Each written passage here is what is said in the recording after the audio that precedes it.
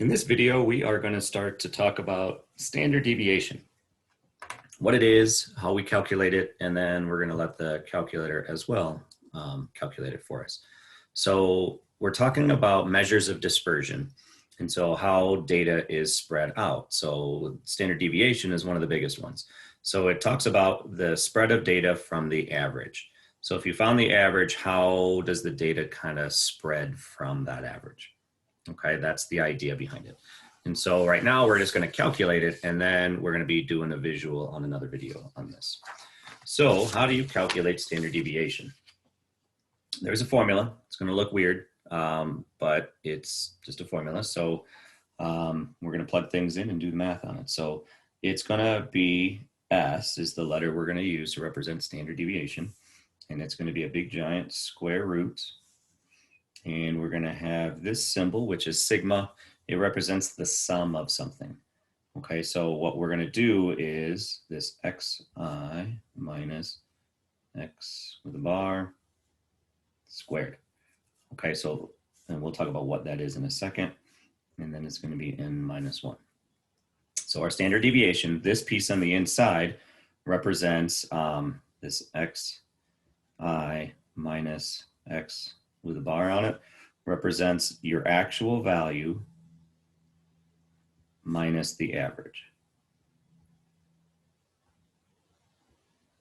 Okay, that's what you're doing. So you're taking a value that you have, like whatever the value is, minus the average, taking that value, squaring it, and then doing that with all of them and adding them all together.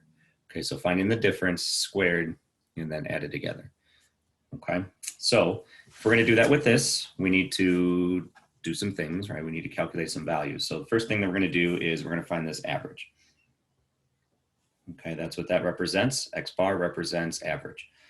So we're going to take 38 plus 30 plus 43 plus 45 plus 44. And we're going to add that together and divide by 4 to get our average. So if we throw that in the calculator and divide it, our average is 42.5. Okay. So I'm going to now do this big giant square root thing where we're going to do S is going to equal square root of. Now this sum I'm going to do off to the side, right? Because there's a bunch of little steps to it. So I need to figure out the differences between all these values. I need to square them, and then I need to add them together, and that's what's going to be up here. Okay, so I'm going to do the value minus the average.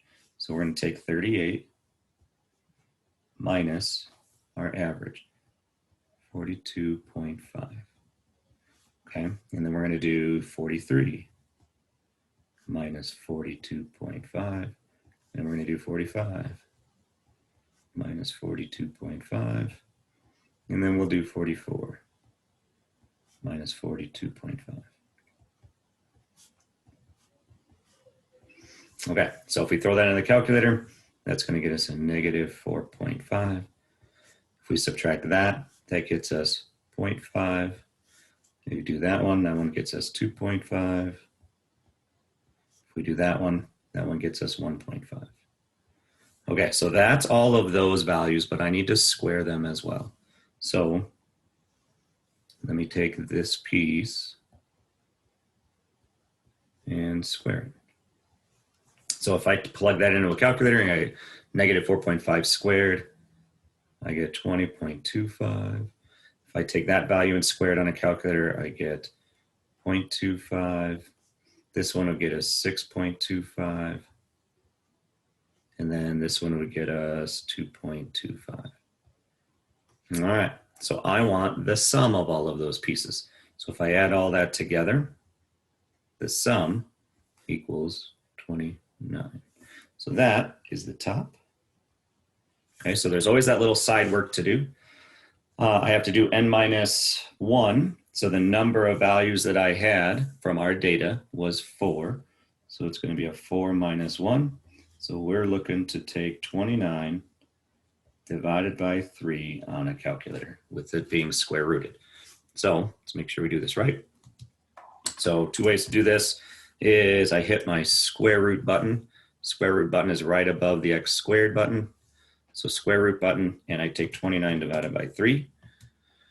So I get that. Or if I'm more comfortable with the calculator, it's easier actually if I do this little F1, which is going to be a fraction window, fraction option. So then I can take that one, and then I can just do, what I need to do is the square root of it first. And then I do F1, and then I can do my 29 over 3, and I'll get the same thing. Okay, so we'll take this out 2 decimal places. So that 9 is going to make that 0 a 1. So 3.11. So that's our standard deviation, and we'll talk about that a little bit more in detail when we talk about normal distribution. So that's how you do it by hand. But that's reasonable if you only have 4 values. But if you have 20 values, that's a lot of work that you have to do. So the calculator will do this for us. You just got to know how to type it in and how to do it. So can our calculators do standard deviation? Yes, they can. So let me write the steps to it. Okay, so off to the side, and we'll do this at the same time. So first thing is, first thing that we're going to do is we have to enter the data. Okay, so those numbers need to get entered into the calculator somewhere. So let me clear it all out. And this stat program, it's a statistics thing, the standard deviation. And so we're going to need to go into stats in order to do that. So the first thing that I'm going to do is I'm going to press the stat button. Okay, so stat. Okay, give it a little more light. And then what I need to do is I need to edit. So that editing is me putting my data in. So then I go into edit. So I'll press enter on that one. Okay. Now, if I have numbers in here, I want to make sure you understand and show how to get rid of these numbers, because you can accidentally screw this up and it's kind of hard to come back from. So I have all these values and I can delete them individually, but which is by just pressing this delete button. But it's a lot quicker if I go to the very, very top. You'll see them all listed out and dot, dot, dot, because there's a bunch of numbers in here. So I don't want to delete it because it deletes the column. Like the column will be gone and all of a sudden this doesn't exist. That's going to complicate stuff. So instead I want to clear. So press clear to clear out all that data and you'll see it goes away. Now I didn't do it yet because I have to press enter. Okay, so, all right, now I'm ready to enter my data. And so I have a 38, so I'll go press 38 and then press enter. And then 43, enter, 45, enter, 44, enter. Okay.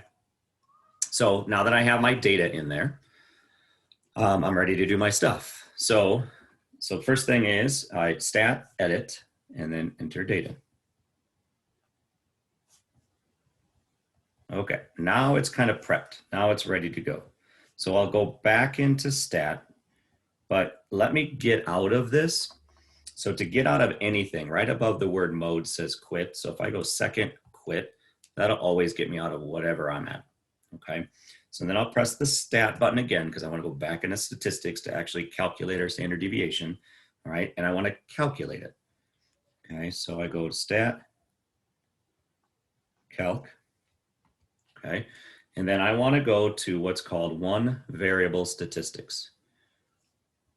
One var stats.